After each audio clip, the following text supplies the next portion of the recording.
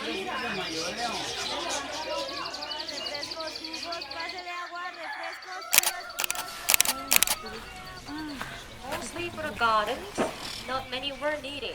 Just looking and La configuración del espacio urbano en ciudades turísticas o el espacio urbano turístico no solo va a determinar cómo se organiza la ciudad en tiempos y espacios concretos, ¿no? Sino también cómo las mujeres lo habitan. Entonces, al estar orientada hacia los visitantes, se genera una desigualdad territorial, ¿no? Que al final se va a traducir en violencias.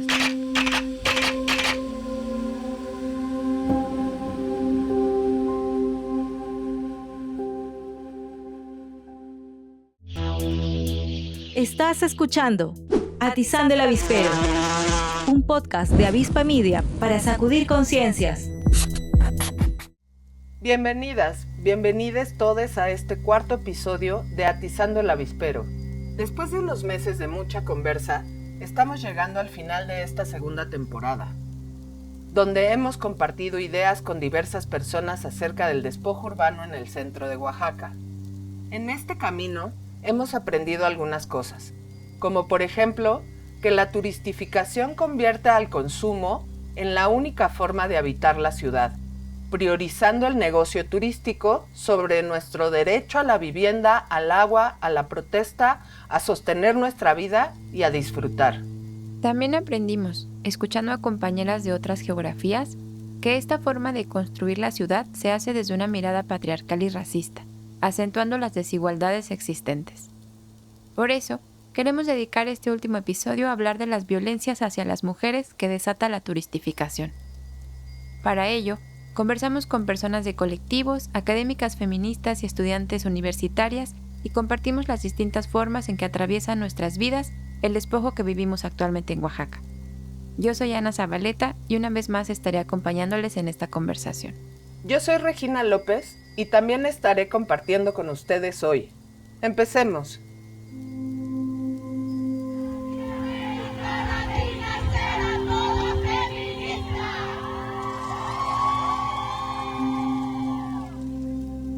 Violencia de género en espacios turísticos, reconfigurar los territorios. Pero al reconfigurar el territorio también reconfigura las formas de habitar una ciudad, las formas en las cuales se piensa y atraviesan los cuerpos, en este caso de las mujeres.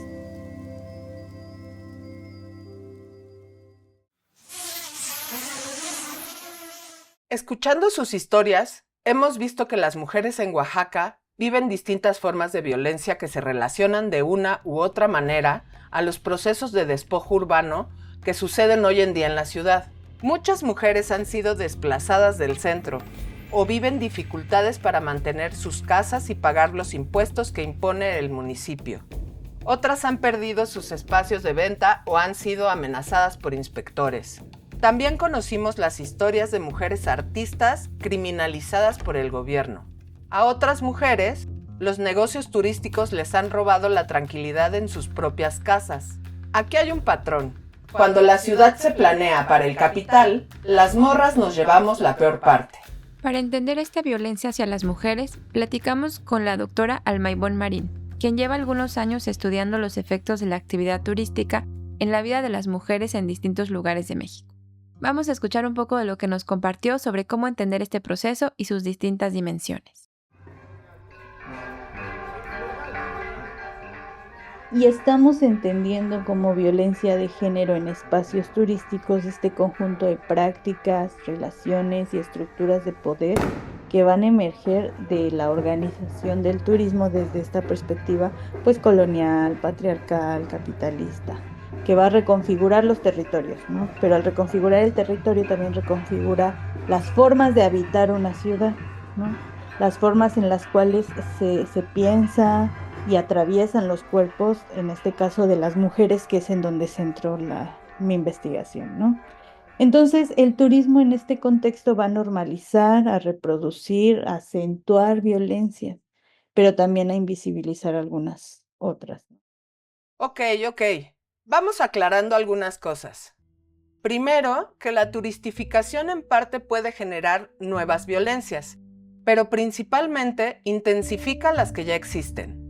También Que la violencia hacia las mujeres asociada al turismo tiene distintas escalas. Según lo que nos compartió Alma Marín, existe la violencia simbólica, pero también hay muchas formas de violencia directa y estructural. Empecemos a desmenuzar estos tipos de violencia. Fíjate, Regina, que algo que nos resaltó mucho al investigar cómo se configura la actividad turística en la ciudad de Oaxaca es el uso constante que se hace de la imagen de las mujeres, sobre todo de mujeres de pueblos originarios portando sus vestimentas tradicionales. Vimos de todo: publicidad del gobierno en televisión y medios impresos, anuncios de servicios de edecanes regionales y, claro, muchísimas fotografías de políticos y funcionarios utilizando a las mujeres como adornos en sus eventos y redes sociales. ¿Te acuerdas de esos anuncios, Regina? Edecanes regionales, políticos rodeados de mujeres con traje. De cierto modo somos el adorno de esta mercancía. Es lo que se entiende por folclorización. Nos convierten en un recuerdo. Hoy, Donají vive en nuestras raíces, en nuestra identidad, en la fuerza de las mujeres oaxaqueñas. Vive en Oaxaca de Juárez. Qué coraje que se utilice la imagen de las mujeres como adorno o atractivo turístico, cuando solo en lo que va de 2026, Oaxaca registra 34 muertes violentas de mujeres y en 2025 se registró un total de 89 mujeres asesinadas, manteniendo al Estado bajo una constante crisis de violencia de género. Además, este tipo de representaciones de las mujeres en estos paquetes turísticos están plagadas de machismo y racismo. El cuerpo de las mujeres se convierte en parte del paisaje, como una especie de postal viva, como nombra la doctora Alma. Vamos a escuchar lo que nos compartió la investigadora sobre esta violencia simbólica. En términos de violencia simbólica, representaciones, discursos, desigualdades que normalizan los roles de subordinación. Aquí en este caso lo que pasa es la folclorización y exotización del cuerpo de las mujeres, sobre todo de las mujeres locales, indígenas, que son representadas como parte del atractivo cultural. Y entonces lo que pasa es que se reduce su identidad a un mero ornamento turístico. Encontramos como este término de una postal viva, como ir a ver a las mujeres que están vendiendo sus artesanías y entonces se vuelven esto en una postal viva. Pero no todas las mujeres cabemos en la postal. Exacto. Se utiliza cierta imagen de las mujeres de los pueblos originarios para promover el turismo y el consumo, pero en la realidad se les discrimina y se les excluye de los espacios. Esto me recuerda a la experiencia que nos compartía Yadi, una joven mixteca que llegó hace unos años a la ciudad para estudiar la universidad. Ella nos contaba cómo se siente cuando camina por el centro de Oaxaca, sobre todo en los espacios donde predomina la actividad turística. Yo de mi parte me siento a veces enojada. Como vengo de un pueblo y toda la vida la pasé en un pueblo, estaba acostumbrada como a la gente y al ritmo de vida de aquí, ¿no? De la comunidad. Pero cuando llegué a Oaxaca, sí noté que había mucho extranjero, mucho. Y al principio sí me sentía como hasta menospreciada con la mirada, porque pues yo soy una persona chaparrita, morenita. Me sentía muy rara también y me sigo sintiendo, por eso como que no frecuento casi esos espacios, como que el centro más bien, porque sí, me sentía como observada y como juzgada en mi propio estado. Y como que se me hacía, siempre se me ha hecho me da rabia que ellos justamente lo habiten con tanta tranquilidad y obstruyan el paso y como dice Ita, se tomen fotos ahí con mucha calma y casi que nos empujan a las personas que somos de ahí y que vamos caminando por los mismos lugares. Guelaguetza is a traditional celebration that paints a vivid picture of the region's rich history and identity. This festival of color, dance, music, Al and principio sí authentic sentía vergüenza hasta de caminar ahí al lado de ellos porque habían un montón y me sentía intimidada también. Pero ahorita me da como que rabia. Siento coraje, sobre todo porque me he topado con turistas como que son muy prepotentes, o sea, se sienten dueños de las calles de Oaxaca y pues eso como que me molesta hasta cierto punto. Qué fuerte lo que nos cuenta Yadi. sobre su sentir en estos espacios que parecen reservados para el turismo, donde le miran de una forma que la hacen sentir extraña o ajena a esta ciudad. Otras compañeras nos han contado también que cuando salen al centro con sus trajes tradicionales, es muy común que los turistas les tomen fotos sin su consentimiento, e incluso que les toquen el cabello o partes de su indumentaria.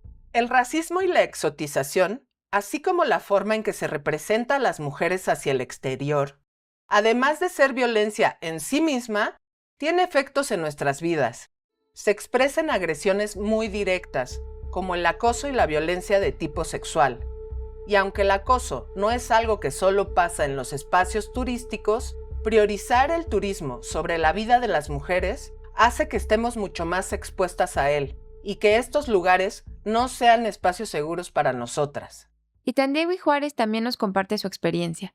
Ella es docente e integrante de Matla, un colectivo que trabaja alrededor del acompañamiento psicológico y la creación de espacios de formación para mujeres en Oaxaca.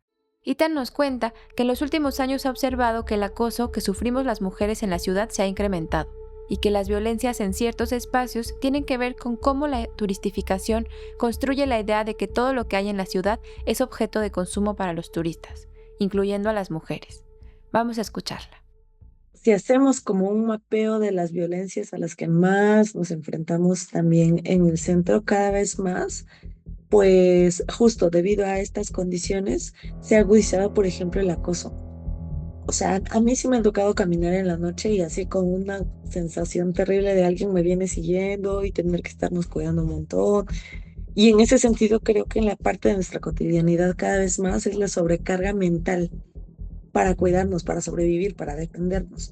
De eso, de ver quién viene, cómo viene, quién no está también, porque hay ciertos como espacios que se han vuelto también sumamente peligrosos para nosotras. Y cuando las mujeres intentamos entrar en esos espacios que no han sido plenamente diseñados para nosotros, pues claro, o sea, de pronto es eso, como saber que vamos a tener que enfrentarnos a cierto riesgo si decidimos entrar, ¿no? Incluso en estos bares donde de pronto hacen la promoción de las mujeres no pagan, y evidentemente es eso, como varias autoras lo dicen, ¿no? Entonces la mercancía, por supuesto, somos nosotras y nos volvemos parte de ese atractivo turístico y de esos bienes de consumo a los que los hombres, particularmente los turistas, pueden acceder también. Pero de pronto me parece que como son personas externas a nuestra ciudad, como son, por ejemplo, turistas y demás, hay una lógica de proteccionismo sumamente fuerte, de parte, por supuesto, de estos espacios que fomentan esa lógica, pero también, por supuesto, de parte del Estado, ¿no? Entonces, me parece que también esa lógica de proteccionismo hacia los hombres, que de repente, por ejemplo, puedes estar en un lugar bailando, se acercan, insisten en hablarte, te tocan, digamos, como en esas lógicas justo de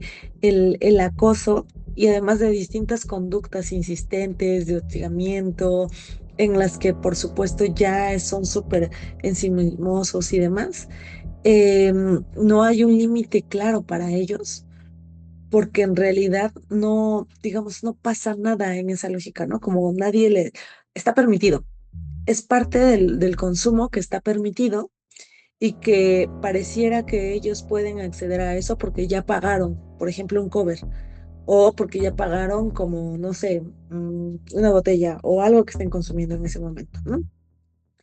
Y creo que de nuestra parte, pues parece que es cada vez más difícil, digamos, que defendernos ante eso o también organizarnos, ¿no? Qué fuerte que el miedo se vuelva parte de nuestra vida cotidiana.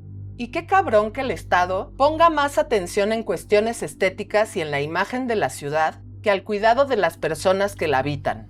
Así es, Regina. Y como las compas nos han compartido ya en varias ocasiones, hay una diferencia muy marcada entre la atención que el gobierno pone al centro de la ciudad y las condiciones en que vivimos las mujeres que habitamos la periferia.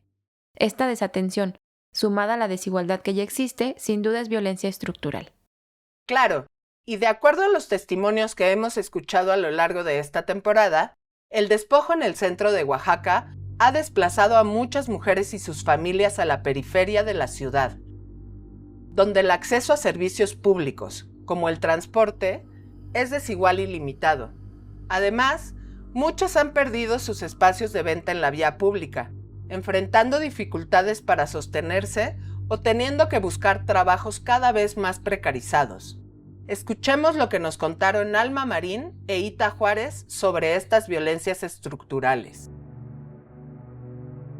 Y bueno, las violencias estructurales, que son las que van a sostener a la actividad turística, que generan las condiciones permanentes de desigualdad para las mujeres.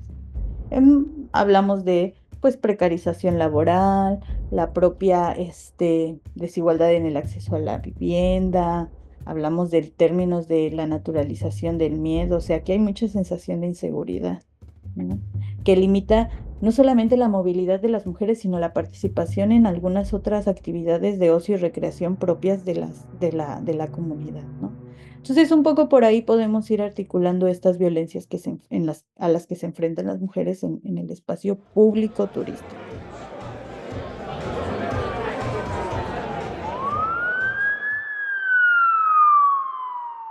¿Y quién nos protege? Hasta de la policía nos cuidamos. Es decir, además de la precarización, hay que sobrevivir a la inseguridad.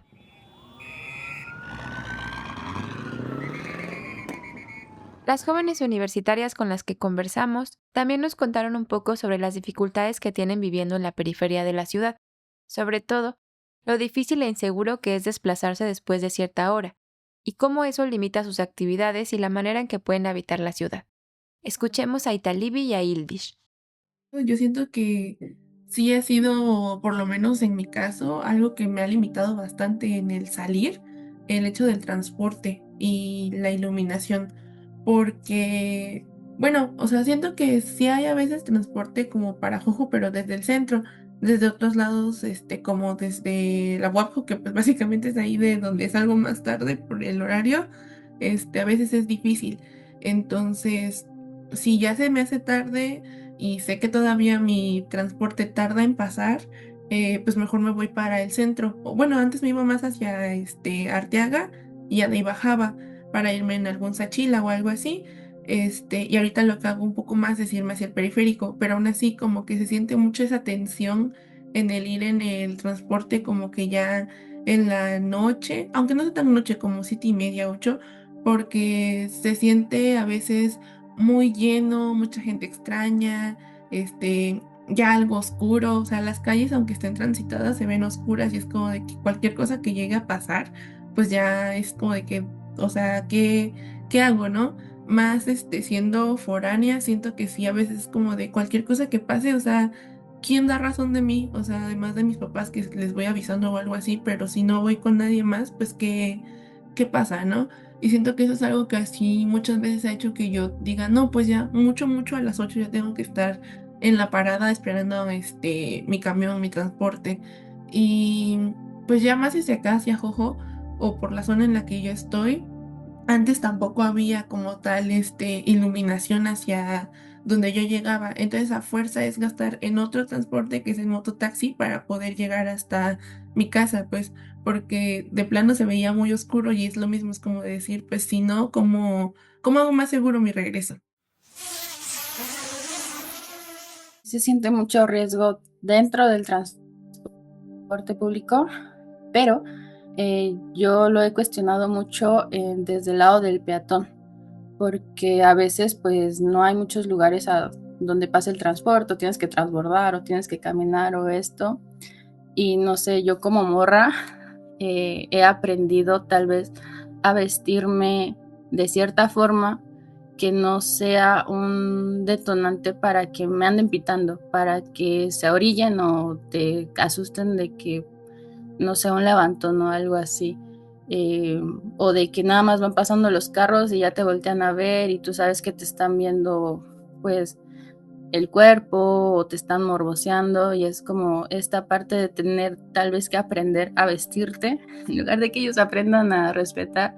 Pero siento que es, y lo venía hablando con una amiga, de que no, ahorita hace mucho calor y nos encantaría estar de camiseta, nos encantaría estar de short.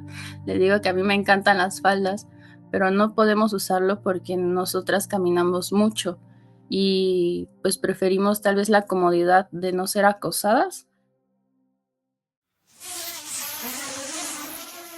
Ahora, hay algo que es importante aclarar. Cuando las morras decidimos que queremos habitar la ciudad de forma segura, esto no significa que lo que queremos es que haya más policía o vigilancia. En eso están de acuerdo la compañera Ita de Matla y Alma Marín. Pero algo que he observado también es cómo con estos cambios que hay en el centro y que por supuesto, por un lado se agudiza y se exacerba, por ejemplo, la vigilancia policíaca, policías municipales, pero también, por ejemplo, de tránsito, de repente también otros elementos, sí, de la Marina, Guardia Nacional, y que además está documentado que donde sea que lleguen estos elementos incrementa la violencia, no es que baje, porque evidentemente sabemos a qué población intentan cuidar y a quiénes más bien generar como este miedo y esa coerción.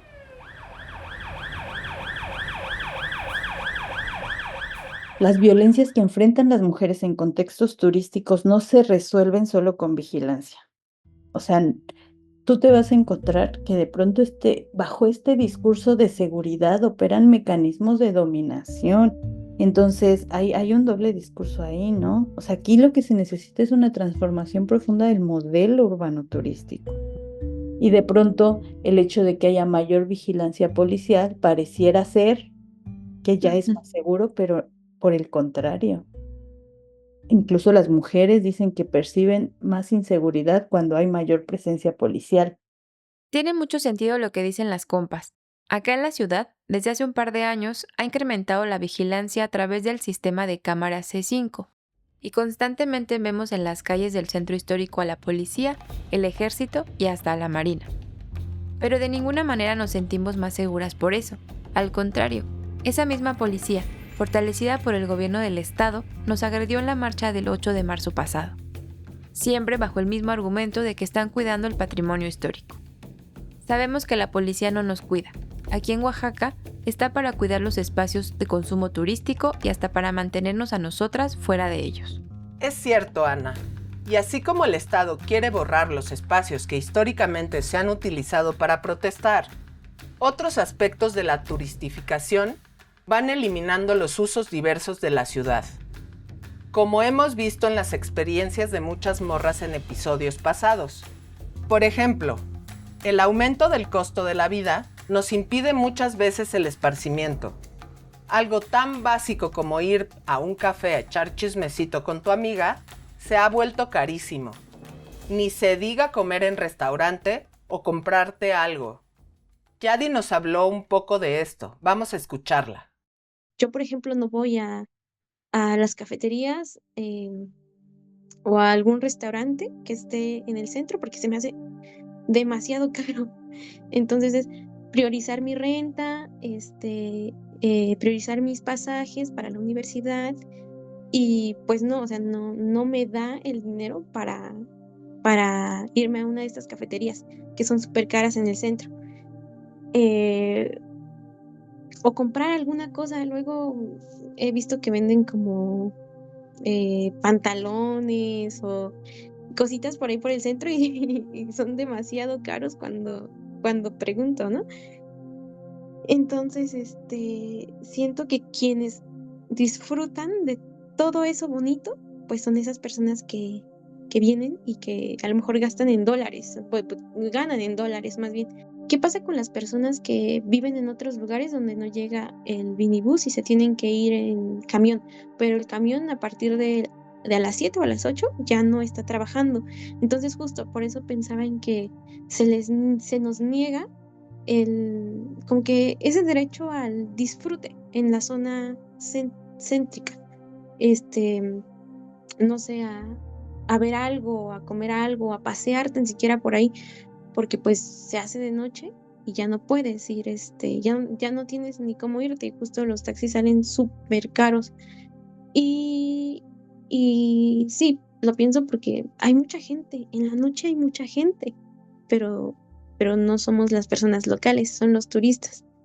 quienes tienen como el derecho a habitar el centro de noche. Como dice Yadi, esta configuración de la ciudad también nos limita los tiempos en que podemos habitarla. Y como decían las compas, si no hay transporte, si no estamos seguras, la noche se vuelve un riesgo para nosotras, y poco a poco dejamos de habitar el centro pasada cierta hora. La investigadora Alma Marín tiene una mirada muy interesante sobre cómo el turismo moldea no solo los espacios, sino también el tiempo en las ciudades. Veamos qué dice. En el caso del ocio nocturno, pues esto es un punto estratégico muy importante, pues la noche y el ocio en este momento suelen ser territorios, como tú les decías, tolerantes, muy tolerantes para los turistas, las turistas también. Suelen ser territorios de liberación, ¿no? Donde tú puedes hacer lo que quieras porque eres visitante y aquí nadie te conoce. Y entonces las y los turistas suelen liberarse en este momento particular de la noche y vinculado, por supuesto, a la ingesta de drogas y alcohol. Entonces, en muchas ciudades turísticas lo que se asume es que la noche es el tiempo del turista o de las turistas, o sea, porque es tiempo de ellos. Incluso la ciudad cambia. Ya sabes qué calles son, dónde es la calle de los bares, ¿no? Hay una regulación distinta del espacio, un control del uso de ese espacio distinto, ¿no? Los negocios nocturnos, bares, antros, también se vuelven unas zonas peligrosas para las mujeres, ¿no? Y entonces esto también es importante porque van a limitar el derecho que tienen las mujeres a una ciudad nocturna. Qué importante lo que dicen las compañeras, que las dinámicas del turismo nos niegan el gozo, el espacio común donde podemos encontrarnos, disfrutar y compartir. No solo para salir de noche a caminar, bailar o tomar algo, sino que busca eliminar cualquier actividad que no signifique consumir. Además, claro, de la precarización y la violencia que vivimos cotidianamente. Parece un panorama muy desolador. Luchar contra todas esas violencias con las que nos encontramos las morras todos los días. Pero ¿te acuerdas lo que decía la compa Lir Bacano de Cuerpos Parlantes? Que hay que empezar por recuperar nuestra capacidad de imaginar. Entonces, ¿cómo imaginamos una ciudad donde las mujeres no somos objeto de consumo o atractivo turístico? ¿Cómo podemos empezar a reclamar nuestro derecho a disfrutar la ciudad? Algunas de las compas con las que conversamos imaginan una ciudad llena de árboles, donde podamos caminar seguras, donde hay transporte para volver a casa. Yadi también nos decía que a ella le gustaría que la ciudad fuera un lugar seguro para las personas de los pueblos originarios, donde se pueda hablar todas las lenguas sin temor a ser discriminadas. Creo que algo en lo que coincidieron muchas compas es que les gustaría que hubiera formas distintas de habitar la ciudad que no estén mediadas por el consumo, que hubiera espacios donde reunirse, convivir, sentir que realmente son espacios comunes. Esto nos decía Ita, del colectivo Matla. Para ella, es posible recuperar el espacio común a través de los usos cotidianos. Creo que sí requiere un deseo grande de intentar sostener eso, como en pequeñas células que de pronto se vayan como desagregando a lo largo de todo el centro de la ciudad. Y también con la conciencia, por supuesto, de que sí va a incomodar, porque sí incomoda, o sea, sí genera cierta sensación de extrañeza para quienes están ahí solamente pasando, por ejemplo, ¿no? Algo que yo hacía antes con algunas amigas era, por ejemplo, reunirnos a casi como un picnic, de ir a platicar, ¿no? O sea, como sentarnos en un parquecito a platicar, algunos llevamos como los termos de café, otras fruta, nos sentamos ahí a compartir, y es salir también de esa lógica, solo que a veces, por supuesto, también es como difícil sostenerlo, pero eso no quiere decir que, digamos, tenga que ser todos los días, más bien como parte de nuestro hacer, pues sí, como de la vida cotidiana. Y eso, o sea, creo que es muy potente pensar el espacio como un espacio común. Me gusta esta idea de recuperar los usos cotidianos, recuperar lo común en la ciudad. Puede parecer difícil, pero creo que las experiencias de las morras con las que hemos compartido en estos episodios nos han enseñado que la disputa por la ciudad sigue viva y seguimos encontrando formas de resistir al desplazamiento. Híjole, estuvo intensa la plática. Antes de irnos, queremos agradecer a quienes nos han escuchado esta temporada y a las compas con quienes hemos compartido sentires sobre lo que pasa en la ciudad. Nos seguiremos encontrando en las plazas y en las calles. Así es, mana. Esta lucha sigue en la calle, donde muchas morras seguimos tejiendo lo común en la ciudad. No olviden visitar el micrositio Cuerpas Diversas y el Despojo en el Centro Histórico de Oaxaca para conocer mucho más sobre este tema, en nuestro sitio avispa.org. Nos escuchamos de nuevo muy pronto en Atizando el Avispero.